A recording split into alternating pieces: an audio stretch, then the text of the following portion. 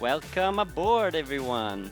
You're listening to Up and Foiling, the sailing podcast where we ride the highs and lows of the America's Cup and SailGP. I'm Ricky, your sailing fan, and with me are my two co-hosts who are still figuring out which one is the mainsail and which one is the jib. Hi guys, I am Theo, an old-time Formula One fan, and I'm just getting to know the world of sailboat racing, and hopefully by the end of the season I will get to know where the start box is. And hi guys, I'm Big House, passionate about sailing on big and slow pricing yachts, but still wondering where these fast boats are flying. And I'm loving so much these races. Together, we're here to chat about the most thrilling moments on the water, with zero technical jargon and 100% fun. So let's get up and foiling! Alright. This week, INEOS Britannia becomes lightning fast. and real lightning strikes. And we are sad because Luna Rossa didn't win. Ooh. Hello everybody, welcome to another episode of Up and Foiling. Finally, we got to the end of the round robin 2 of the Louis Vuitton Cup. But before we dive in the results, I like to test the expertise of our friend Ricky, and with tricky questions. And I ask this time why it's called exactly Louis Vuitton Cup. Hey Theo, today I've done my studying, so I've got this covered. So before 1983, the America's Cup was really a bit weird, right? They were making up rules every time. Every time was something different. So before 83, they competed in informal trials to face off between each other and to face the defender of the America's Cup. Then after 1983, the process was formalized a bit, and Louis Vuitton entered as a sponsor to the competition. So it added also prestige, right, to the America's Cup. And it went on being the sponsor until 2017, when after that, Prada took over in 2021. So last time around, it was called the Prada Cup, and that Luna Rossa won last time. So it was a good omen for them. And whereas now we're back to Louis Vuitton Cup. There you have it, Theo. Yeah, Louis Vuitton and Prada, yeah, both like very bad brands. Yeah, cheap, very cheap. Yeah, very cheap, very cheap. So yeah, we had 1 day of delay. On the races on Sunday were not raced because of low wind, but finally we are here with our 4 semi-finalists who will compete from Saturday 14 of September. But also we have the first team that has to go home, right, Big House? Yeah, exactly. I mean, I remember last time we left with the sail to survive question. Will it be Alinghi or Orient Express to go home? And we initially thought Alinghi would have to leave the cup, but actually not really. As we all know, in the end, Orient Express is leaving the cup, plus its poor score of just 1 win and 9 losses on the round robin. And despite a strong effort, they not encounter many technical issues actually during the races. I think the team will need to probably train more for future opportunities. Nevertheless, it has been a real pleasure to have them in the cup.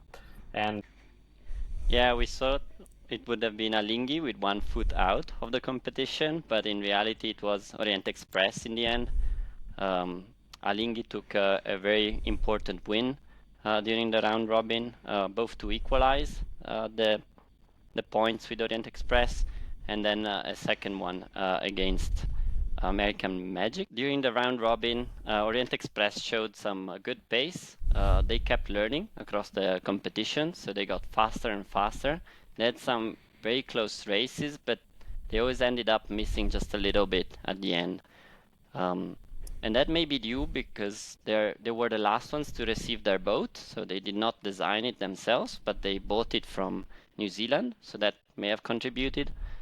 And they're a new team to the cup, right? So it was mostly a learning curve for them. Yeah, this is a sad end for their campaign, but I think they're gonna get a lot of learning points from it. Funny thing in the comments on the YouTube, someone said, "Oh, they're gonna take the Orient Express home." So that was pretty harsh, but yeah, they're gonna be heading back to France. And with this joke, we basically burned all our fan base from France, I would say. Yeah. So we had a pretty close race for the not elimination, so for the survive. But also we had a dramatic ending for deciding the winner of this round robin 2, which to the people that are new to America's Cup, we have to remember the winner. It's gonna choose a lot of important things for the semifinals, such as the start side, or to a race in the first or the second semifinal, and most importantly, the opponent. Yeah, exactly. I mean, actually, we thought, despite our, let's say, our love for Luna Rossa, since we are three Italians, but we thought initially that Luna Rossa, from the beginning of round robin 1 and round robin 2, actually, we thought that Luna Rossa was about to win, but actually we have seen from Saturday what happened basically during the match with INEOS. With a very strong wind conditions, in the British team won the race with high waves and I will say like extreme windy conditions. But also today, the final sail-off race, they had to again give the win to the British. Yeah, Big House. Luna Rossa really seemed on rails at the beginning of the round robin. They were performing every maneuver very well. The boat was super stable. They were fast upwind, fast downwind. They looked unstoppable. But in their shiny armor, then some small fractures are looking that have come in, right? Because they were beaten by INEOS, not once but twice. So Yeah. this is a worrying sign. They were beaten both with a bit stronger wind, so where the conditions look best for INEOS, they said they designed the boat for 10 to 14 knots, and they're really fast there. But then they were beaten also during the sail-off when the conditions were lighter, right? So Luna Rossa not so unbeatable anymore, and INEOS is definitely on the rise. Yeah, it was a bit of a annoying feeling, or yeah, I don't know. We thought Luna Rossa was really unbeatable, but in the end, they showed to be human. And I have read a lot on the social media, which now, from my side, they are full of America's Cup posts, because I mean, Facebook and Instagram definitely listen to what we do. So regarding the race on Saturday between INEOS and Luna Rossa, I read an interesting post on Facebook who was highlighting how INEOS actually used a smaller jib, which is a technical jargon, this one, but for people that do not know, it's basically the smaller triangular sail in the front of the boat. And this person was claiming that this was the winning move from INEOS. What do you think, Ricky? Do you agree? Yeah, so the sail selection is a pretty tricky one. When they go out on the water, they need to understand what mainsail they're gonna use and what jib. And ideally, you want the smallest sail possible. So when you're flying at these 30 to 40 knots, you're creating less drag, right? But you still need some sail to get on those foils, right? So it's a bit of a compromise between the two. And sometimes, yeah, the better selection of a jib with respect to the other can give you that small advantage that gains you those few meters you need to win a start or beat your opponent downwind. All right, so it's really way more technical and way more teamwork than I expected, and way more similar to Formula One, I have to say. But yeah, it's just like when in Formula One you pick your tires, right? Your tire strategy. You more or less have the tire strategy defined at the beginning, right? When you pick the tires before the start of the race. That's something similar with the America's Cup, except you can't change it during the race, but you can between. So yeah, there's a smoke between F1 and sailing. Will be And fun now to... you put it in nice words for a person that has never experienced sailing. Thank you. But to stay on a very basic level, I think I'm kind of familiar with foils and sails because I've studied aerospace engineering. But maybe our listeners, they don't really know how sail work. And for this, actually, we can ask to somebody, which is our favorite teacher from last time, who explained perfectly the foil theory, as well as an aerodynamic engineer. So he has expertise and he can explain well. And also an amateur sailor. So we have the perfect person. Big House, the stage is yours. Okay, thanks, Theo, for this appreciation of last time. I mean, I was trying to be as simple as possible with this kind of complex topics, you know. Basically, last time we have talked about foils. This time we talk about sails, but we are talking about actually the same stuff. So the sail is behaving like a wing of an airplane, no? But it is not a perfectly rigid structure. So we see basically that the shape it forms, it depends on the wind, no? But the shape is very similar to the shape of a wing of an airplane. So we have a curved edge, the curved part, like a convex and the concave part, and basically the air moves faster on a side of the sail than on the other side, and this is implying a difference in pressure between the two sides of the sail. And as a result, there is a force, an aerodynamic force that is acting on the sail, and the direction of the force needs to have some axial component that pushes the boat in the front direction. So this is achieved thanks to a careful regulation of the sails. So the trimmers, people on the two guys on board, part of the team, are trimming the sails, so regulating the position of the sails in order to achieve the optimal shape. You know that there are different conditions, different direction of the wind, in which you, of course, you need to regulate the sails accordingly.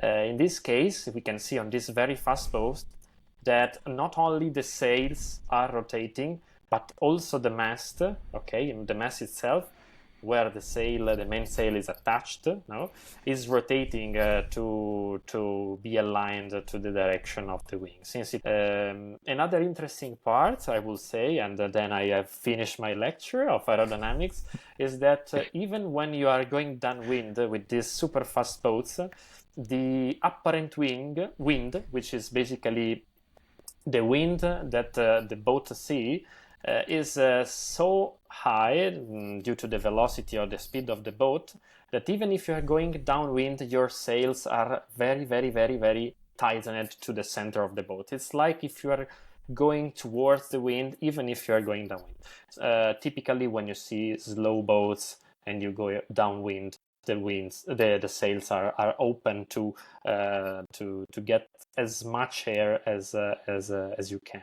But in this case, the boat is so fast that it's like when you go to the motor with a motorbike. Even if you have the wind behind you, you are too fast that you feel the wind is coming from the front, and this is exactly what is happening here with the sailboat. So this is explaining the theory.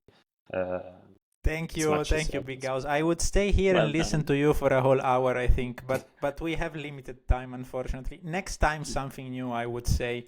Big House. But Big Ricky House is on fire today. Yeah, Big House is definitely on fire. But Ricky, did you have rotating on your little boat when you did regatta? The mast, you mean? Yeah. No, the mast, it was not. No, it was a fixed one, of course. But you can do a little bit of bending of the mast, right? Like you learn how to modify your setup on a small sailing boat, And it's interesting how many things apply also to these bigger ones, these spaceships in comparison. So I have seen more than a couple of races where basically who won the start won also the race in the end, and I've seen a little overtakes in between boats. And so I also noticed that the boat that was behind most of the time always tried to make something not original but something different from the optimal trajectory of the boat in order to gain advantage to the other. But in the end, it ended up that doing these not so optimal maneuvers, the boat could only lose terrain. So I was wondering, how could a team do something, let's say, original and also try to win the race, Ricky? Yeah, it's a very challenging point. You, of course, need a good start to win a race, but it was often the case that the boat that got the better start was them winning the race. What from behind, what one could do is playing with tactics a little bit. Yeah, the low wind conditions we've seen don't help you so much because the amount of time you lose in a maneuver is often not compensated by a better tactical decision, right? Another thing that played in this case was sometimes the course was very one-sided. So maybe the right side of the course was the better side, and it was very clear. So the leading boat could just cover off that side continuously, and be okay covering that side. We've seen, yes, the gaps going up and down, 200 meters, like you see one boat getting in the gust and catching up quite a lot of meters very quickly. But once again, as they're flying faster than the wind, right, they do cross patches of wind very quickly. So even if they take a gust, an increase of wind, they stay in it for not as long and they end up passing their own gust. So yeah, something that they could do is or something we've seen made differently in SailGP, for example, is the way starts are made, right? In the America's Cup, both boats are sailing upwind on the start, so there's a lot of tactics in the pre-start box, managing to get a penalty on the other boat or not, very match racing style, right? Whereas in SailGP, where it's fleet racing, both boats start, let's say they're heading perpendicular to the wind. So it's the direction in which you have the maximum speed with respect to the wind. And this means they're starting at their maximum possible speed. And this is very exciting. It adds a lot of excitement element. They're really flying very, very fast. These boats of the America's Cup now would reach, let's say, 50 knots, right, on the start in this condition. So that means they're both boats would be really flying fast towards the first mark before then either going upwind or downwind. So that could be something they may consider in the future, but have not for this case. And that's a wrap. 4 teams head to the semis and 1 goes home. Closing the round robin, what was your standout moment, guys? So for me, the big standout was GBR, right? Their performance came out of nowhere and not very good results in the preliminary regatta. They ended up winning the round robin and picking their own opponent for the semis. What was yours, Big House? Yeah, for me, I mean, I was so scared by the lightning during the Luna Rossa versus New Zealand. I mean, very scary even from the sofa, and I couldn't imagine on board. And what about you, Theo? Well, my highlights of this round robin 1 and 2 are definitely our explanation of the foil theory and the sail theory. Your explanation, Big House. I'm definitely up for more of those in the future. Yeah, so for more of those, see you next time for the Louis Vuitton semis.